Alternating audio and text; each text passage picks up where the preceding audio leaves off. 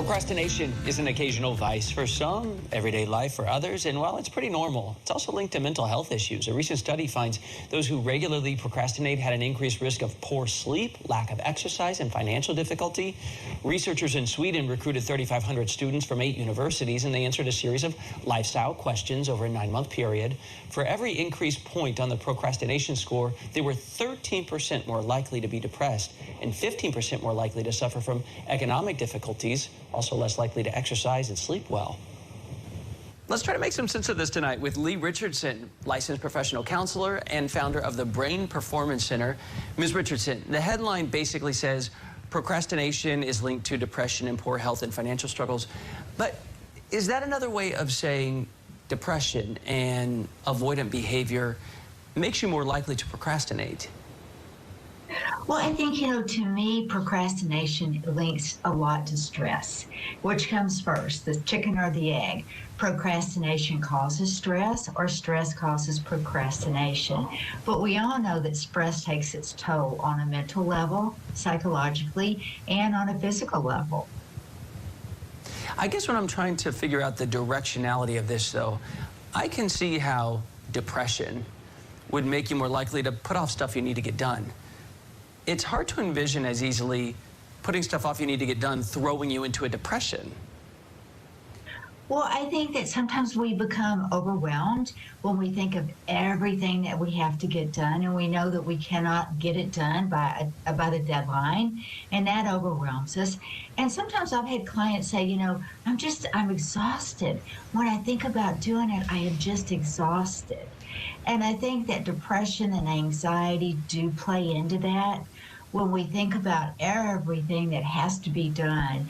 And if we wait until the very last minute to think about it, that's overwhelming in itself. Yes, yeah, absolutely. Then you often hear people who are creatively and intellectually brilliant, they tend to procrastinate, that these are the best among us in a way. So is it always necessarily a bad thing?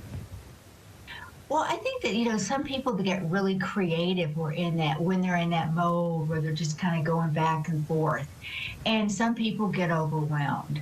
I think that if procrastination gets in the way and you're not able to get done what you need to get done every day, and what I suggest to people is that, you start off your day with a list of what you have to do.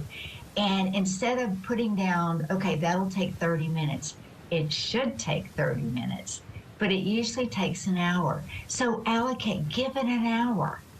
And when you set yourself up for success, that makes it a lot easier to meet those goals.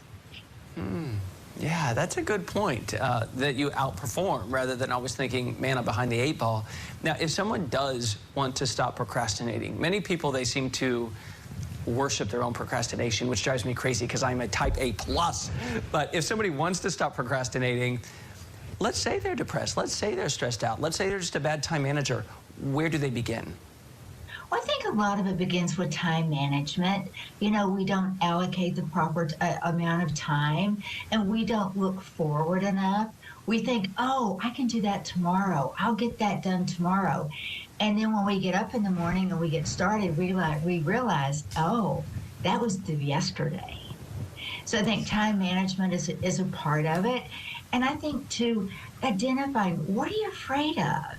There's always something that holds us back. We get into that fight, flight, or freeze mode. And what are you afraid of? Are you afraid that you really don't have the answer, or you really aren't clear on what the project is? Grab hold of that. And when you get that clarity, that in itself will make the project a lot easier. And then you have those people who work in news who just love that adrenaline rush of having that last minute, got to get it done over the finish line. I'm like, you guys are crazy. All right, Leigh Richardson, some good information there and some tips if we're dealing with this. Founder of the Brain Performance Center. We appreciate it. Thank you.